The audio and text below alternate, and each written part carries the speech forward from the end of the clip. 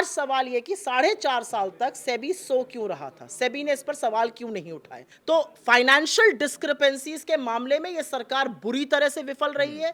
जितने भी फाइनेंशियल स्विंडलर्स हैं, चाहे वो मेहुल चोकसी हो, चाहे वो नीरव मोदी हो, चाहे वो संदेशरा हो, तमाम ऐसे लोग हैं जो हिंदुस्तान में बैंकों को, हिंदुस्तान के इंस्टीट्यूशंस को, हिंदुस्तान के करदाताओं को चूना लगाकर इस सरकार की नाक के नीचे देश से भाग गए और सरकार कुछ नहीं कर पाई है।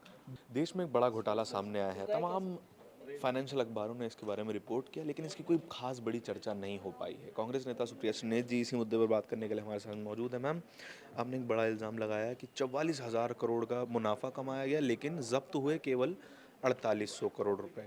कैसे हुई ये पूरी फाइनेंशियल जेन स्ट्रीट डिस्क्रिपेंसी? नाम की एक अमेरिकन एल्गो कंपनी है, एल्गो ट्रेडिंग कंपनी है। उसने हिंदुस्तान में दिसंबर 2020 से अपने ऑपरेशन शुरू किए।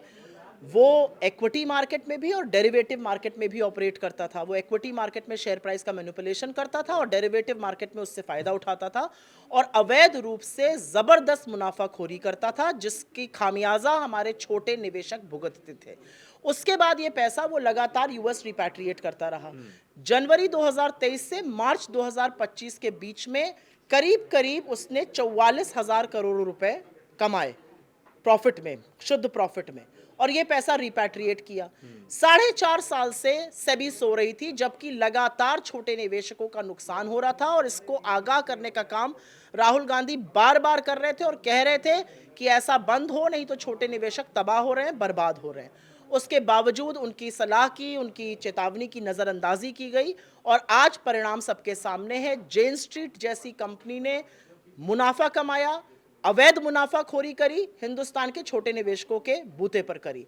आज सवाल यह कि 4.5 साल तक सेबी सो क्यों रहा था, सेबी ने इस पर सवाल क्यों नहीं उठाए।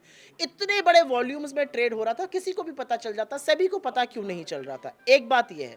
दूसरी बात इसकी, और दूसरी ज्यादा जरूरी बात यह है कि जेन स्ट्रीट ने यूएस के कोर्ट को बताया 2023 में कि हमने $1 बिलियन हिंदुस्तान में इनएफिशिएंसीज के चलते कमाए।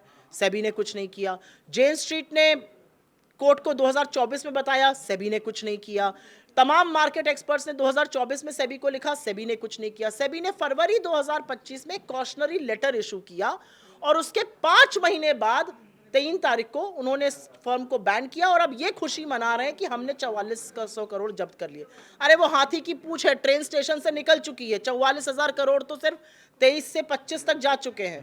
तो आप किस बात की खुशी मना रहे हो। और आज सवाल इस बात का है कि क्या नरेंद्र मोदी जी और अमित शाह जी, जो स्वघोषित मार्केट गुरु हैं, लोगों को स्टॉक मार्केट में निवेश करने की सलाह देते हैं, वो क्या कर रहे हैं, वो क्यों नहीं बोल रहे हैं, वो इस पर चर्चा क्यों नहीं कर रहे हैं। वो जब इतनी बड़ी बड़ी सलाह देते तो अब सुई टपक सन्नाटा क्यों है। क्योंकि हिंदुस्तान के निवेशकों को चूना लगाने का काम एक एल्गो ट्रेडर ने किया। आपने उसको 5 साल बाद बैन कर दिया। इससे किसका फायदा हो रहा है। जो पैसा हिंदुस्तान से रिपैट्रिएट हुआ, आप उसको रिट्रीव कैसे करिएगा। मैम, क्या ये कॉमन पैटर्न नहीं है कि मेहुल चौकसी और नीरव मोदी, इन सब जैसे लोग भी लूट के देखिए, बाहर आप दो निकल चीजों जाते को हैं? मिक्स मत करिए। नहीं, जो फाइनेंशियल उनका डिस्क्रिपेंसीज की बात जी कर रहा हाँ, हूँ मैं जो सिर्फ। उनका काम था, उन्होंने बैंक्स को लूटा, बैंक से लोन्स उठाए, राउंड ट्रिपिंग करी, वो अलग काम है। जो ये बात हो रही है, ये स्टॉक मैनिपुलेशन की हो रही है, जो बहुत बड़ा एक क्रिमिनल ऑफेंस है और किसी भी देश में इसकी सजा जो है वो जेल है। तो फाइनेंशियल डिस्क्रिपेंसीज के मामले में ये सरकार बुरी तरह से विफल रही है। जितने भी फाइनेंशियल स्विंडलर्स हैं, चाहे वो मेहुल चोकसी हो, चाहे वो नीरव मोदी हो, चाहे वो संदेशरा हो, तमाम ऐसे लोग हैं जो हिंदुस्तान में बैंकों को, हिंदुस्तान के इंस्टीट्यूशंस को, हिंदुस्तान के करदाताओं को चूना लगाकर इस सरकार की नाक के नीचे देश से भाग गए और सरकार कुछ नहीं कर पाई है।